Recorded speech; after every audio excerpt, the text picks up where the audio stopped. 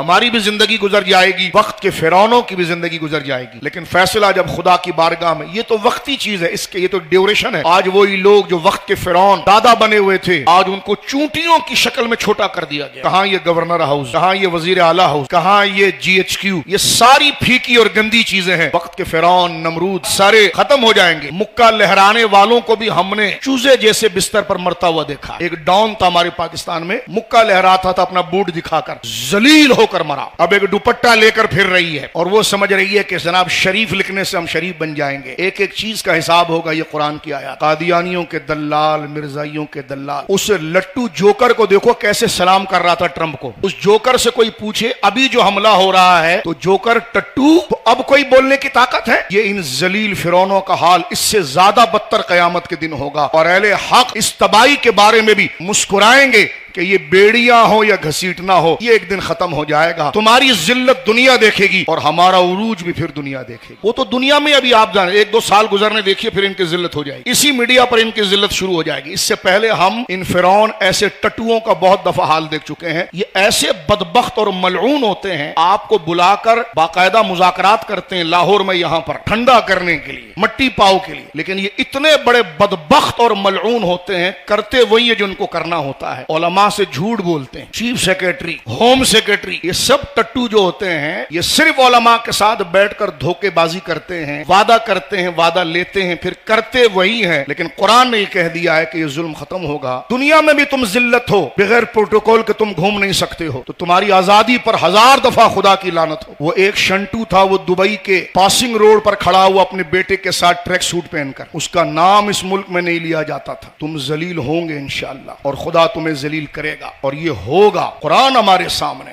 ظلم کا بدلہ ظلم ہوتا ہے۔ تم خود لوگوں کو باغی اور غدار بناتے ہو۔ ادھر ہوم سیکریٹری اور چیف سیکریٹری کے دستخط نہیں چلیں گے، اس وقت وہ نیتیں چلے گی، اور جابر اور لعینوں کا حال ہوگا، نیتن یاہو کے یاروں کا حال ہوگا۔ پروٹیسٹ کیوں کرتے ہو؟ ابھی تو حکومت کو پروٹیسٹ کرنا چاہیے، جو کل غزہ کے اندر ہوا ہے، پرسوں غزہ کے اندر۔ 1000 لعنتیں تم پر ہو، تم نے امت کو دھوکہ دیا، تم نے پاکستان کو دھوکہ دیا۔ اب اگر تم واقعی میں سچے ہو تو نکل آؤ۔ تمہارے اس بیانیے کو نیتن یاہو نے اس طرح پھاڑ کر پھینک دیا۔ تو میں نے کہا کل کی خبر، اگر واقعی میں شریف خاندان ہے تو کچھ احتجاج کی طرف آئے اور معاملات کی طرف آئے، تاکہ عوام کو یقین آئے۔ جس طرح گولیاں چلا کر اسرائیل کو مضبوط کیا گیا، تو ذرا میدان عمل آ کر بھی تو اسرائیل کی مذمت کر دی جائے۔ ہم کمزور لوگ ہیں، ہم جابر فرعون سے لڑ نہیں سکتے، لیکن قرآن کی یاد پڑھ کر اپنے دل کو زندہ رکھ سکتے ہیں، اور ہم یہ کہہ سکتے ہیں ریاست پر تمہاری حکومت ہے، لیکن ہمارے دلوں پر تمہاری حکومت کبھی نہیں آ سکتی، ہماری گردنوں پر نہیں آ سکتی۔